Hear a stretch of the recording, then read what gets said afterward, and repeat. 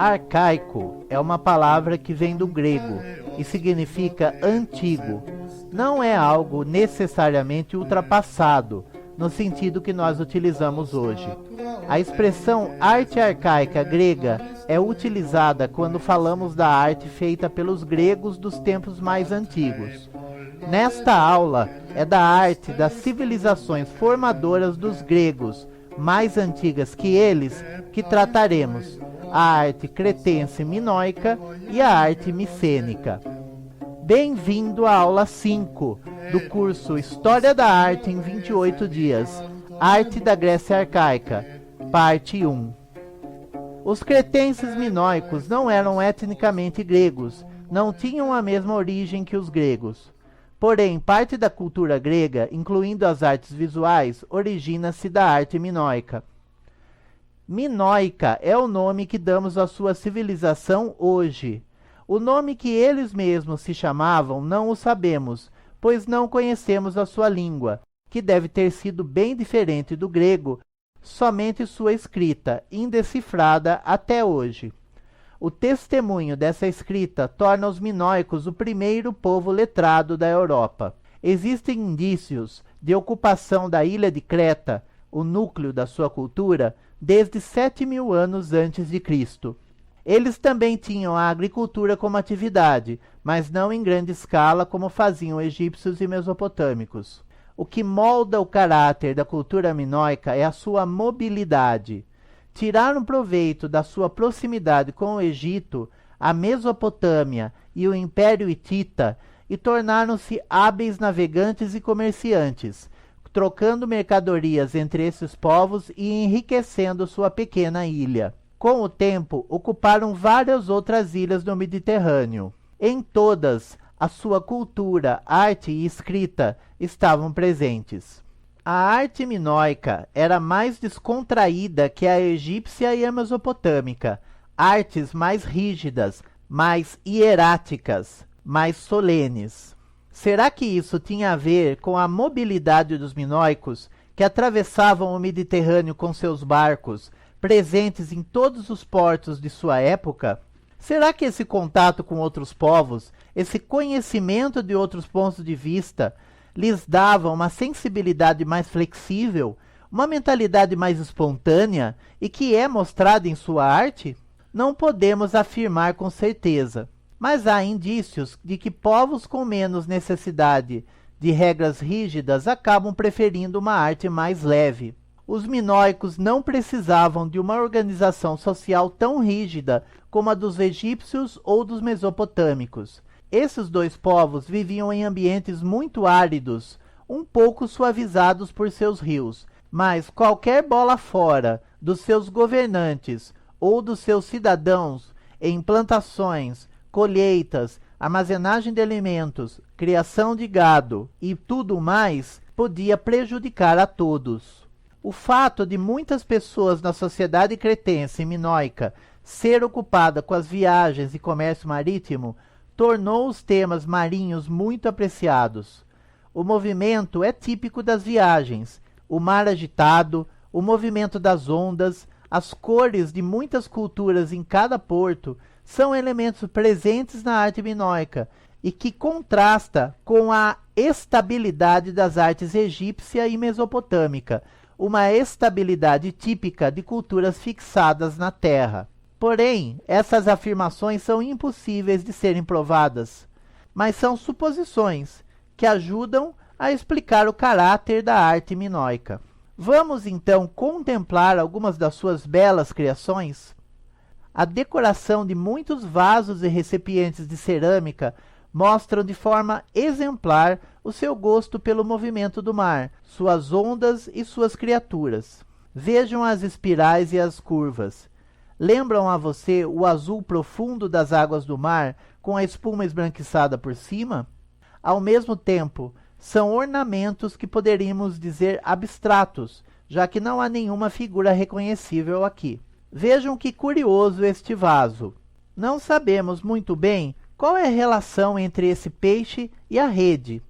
Ele foi capturado pela rede? Está cuspindo a rede?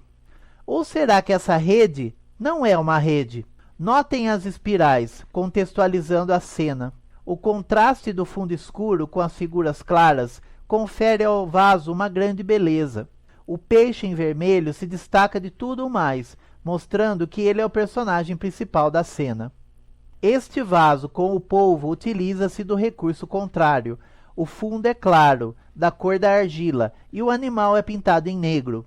Os braços do polvo, retorcendo-se, brincam com o volume do vaso. Note que os dois vasos têm o movimento como principal recurso de composição. São animais que parecem se movimentar num desenho imóvel pintado sobre uma superfície. São quase desenhos animados.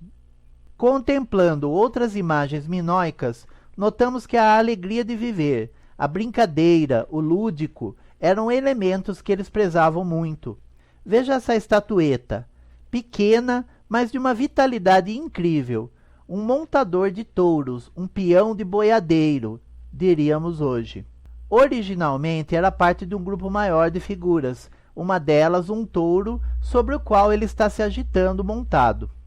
Todo o movimento de um ritual antigo, que envolvia o montar de touros bravos, está representado em uma única figura, que inflama a nossa imaginação, pensando nas diferenças e semelhanças entre os nossos peões de boiadeiro e esses peões cretenses de milênios atrás. Vamos ver esse gosto pelo movimento também nas pinturas murais, presentes em vários edifícios minoicos, entre eles os murais de Thera, atual Santorini, e o mais conhecido deles, o chamado Palácio do Rei Minos, em Knossos, capital de Creta. Em Knossos, as pinturas murais do Palácio Real foram reconstituídas por um artista moderno por encomenda do arqueólogo inglês Sir Arthur Evans, que primeiro desenterrou as ruínas cretenses no começo do século XX.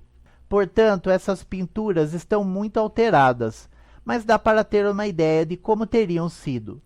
Uma das pinturas chama a atenção pela alegria, mural com golfinhos. Os golfinhos, conhecidos como animais alegres que seguem os barcos, deviam ser velhos conhecidos dos minoicos em suas viagens pelo Mediterrâneo. As cores são o elemento mais marcante e que dá o tom brincalhão, além das curvas, que dão a ideia de movimento. Vemos aqui o outro dos temas prediletos desse povo antigo, em um painel enorme, as touradas. Não sabemos se a tourada minoica era um esporte ou um ritual religioso. Provavelmente tenha sido os dois. O personagem principal, o protagonista da cena, é o touro. O seu corpo traça uma grande curva pelo painel, contorcendo-se ao ser agarrado pelos chifres. A falta da representação do chão confere à cena ainda mais leveza e a impressão que o touro está voando. As figuras humanas são alongadas, delgadas, quase femininas. A figura da direita é um tanto mais rígida, parece ter um parentesco com as figuras egípcias com seus braços esticados de forma dura. Mas as outras duas figuras são muito menos estáveis e têm pleno sucesso na função, como figuras bem articuladas. O peão que segura o touro pelos chifres o faz de maneira firme, com muita segurança. E o ápice do painel é a figura sobre o animal, um peão que tem a cor da sua pele diferente da dos outros dois, talvez para assinalar uma função honrosa, a de montar o touro. E o seu movimento retorcido é muito convincente, dá-nos a sensação do corcoveio agitado do animal enfurecido. Essa taça para vinho, em grego um riton, em forma de cabeça de touro, é outra peça que mostra o gosto minoico pelo tema. A inspiração é mesopotâmica, lembra-se da lira de Ur, mas a forma é totalmente minoica. Lembra um troféu de caça moderno, e talvez o triunfo do ser humano sobre o animal seja a inspiração presente nessa taça. A lembrança de um povo que gostava de touradas e touros talvez tenha inspirado os gregos mais tarde para a criação da lenda do Minotauro. E o palácio labiríntico de Knossos tenha originado a lenda do rei Minos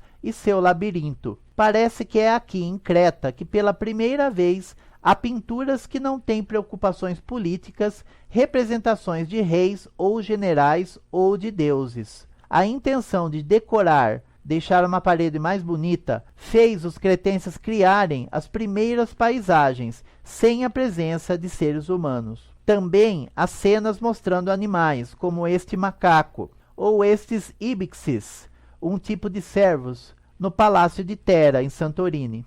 Ou ainda, mulheres que, parece, estão colhendo plantas ou flores. Ou esses dois lutadores de boxe. Parece a você que as pessoas que contemplavam essas imagens estavam preocupadas em transmitir glória política ou religiosa? Para mim, eram pessoas que queriam ter prazer em olhar essas pinturas ou usar esses objetos. Isso faz a você ter a impressão que os cretenses não levassem nada a sério, como a religião, por exemplo? Será que os cretenses minoicos não tinham religião? Com certeza tinham. Todos os povos da antiguidade tinham religião. Mas nós não conhecemos os deuses minoicos, nem temos certeza se alguns objetos que foram encontrados são imagens religiosas ou não. Foram encontradas estatuetas femininas com seios à mostra, segurando serpentes nas mãos, nos palácios de Knossos e em outros sítios arqueológicos minoicos. Elas parecem ter alguma ligação com as estatuetas pré-históricas das deusas mães, figuras da fertilidade, como a Vênus de Willendorf. Outra figura que pode ter sido objeto de veneração são os touros, já que foram encontrados altares com chifres em locais altos. Toda essa cultura brilhante acabou de forma estrondosa.